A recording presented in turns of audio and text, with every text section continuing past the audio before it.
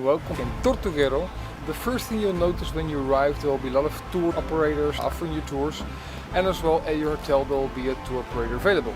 Now prices are everywhere more or less the same, but of course if you take a local guide you also support the community.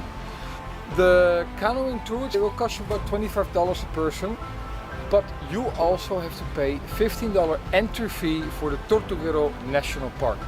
Now, if you're going to do more than one tour, make sure you do them in one day so that you can get back into the park with the same ticket if it's valid for the entire day.